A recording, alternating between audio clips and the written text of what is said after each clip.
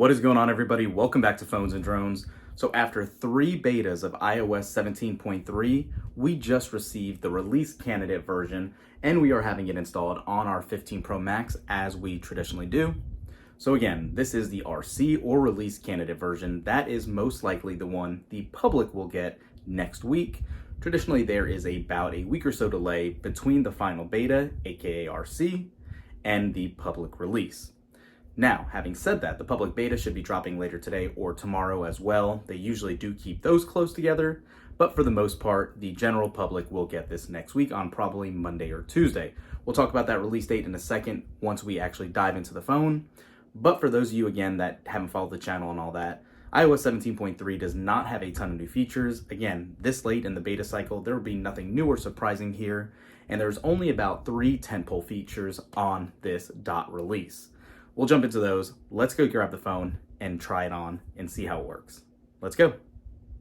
Okay, so iOS 17.3 RC build, or the release candidate, is finally installed on our 15 Pro Max. And let's do our traditional heat test to see how that is going while that install finishes. And you can see, as unfortunately is common near that top right side of the device, it does get significantly warmer than the other areas on the back of the phone, and you can see that's still climbing. I wish Apple would really do something better with their thermals here, but I'm kind of used to it at this point. I always praise Pixel devices and even Samsung devices for updates, how much better they manage the heat. But having said all that, let's jump right into this. And again, being that this is an RC build, we are not anticipating any new features here. Obviously, it's just finalizing the bugs for the public release that Apple has, yes, officially confirmed for next week, the week of the 22nd. The file size for this was about 6.39 gigabytes. Again, pretty common. It is a large file size because it is reinstalling the entire OS. So jumping into it, you can see here, this has a final build for iOS 17.3 of 21D50. Again, no letters here because this is the final build. And hopefully Apple must be very confident in this because, yes, they have already committed and confirmed that not only are we getting a new Unity Bloom wallpaper that we'll take a look at here next week that will be baked in with 17.3, but that official release is set to take place next week. So since we've mentioned that wallpaper already, let's go ahead and jump right into it and see if we can actually find it here. I haven't obviously looked for it yet. Wallpaper featured, and there it is for you guys to see.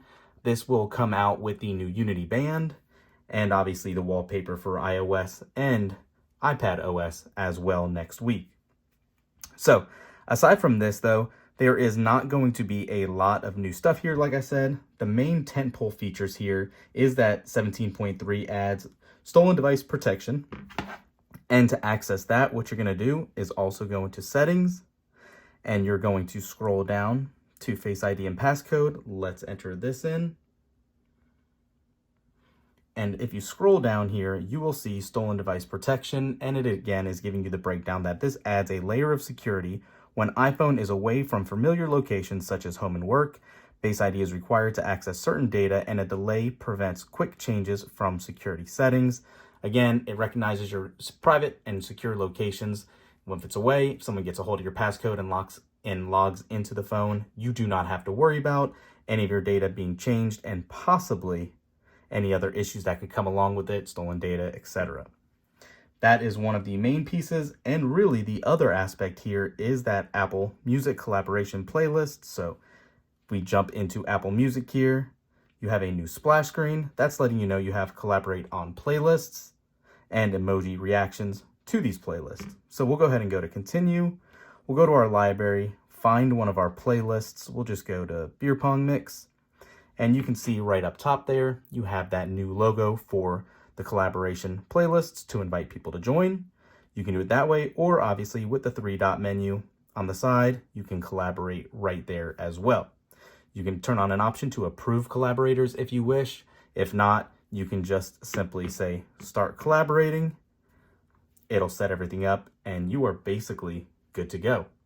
Pretty simple. Again, you saw emoji reactions. People can like, thumbs up, heart, whatever you want in any emoji sense for those songs you have added here. You can obviously share as needed, as you just saw. But that is basically it. If you guys follow the channel, you know last beta we had an issue installing it. It froze. It actually bricked the device short term. Luckily, this seems to be pretty well established and no issues are here. The last thing I want to do is actually go into the feedback app and see if anything is updated here for the last beta or RC candidate here, and nothing is currently present. Not surprising, Apple has somewhat been slacking on that front for timely updates with that. So quick video for you guys today. That's it. This is what you're going to get. It will be officially rolling out probably on the 22nd of January. Usually Apple drops it on Mondays around 1 o'clock in the afternoon. So keep your eyes open for that. Thanks for watching, guys. We'll catch you in the next one. Peace.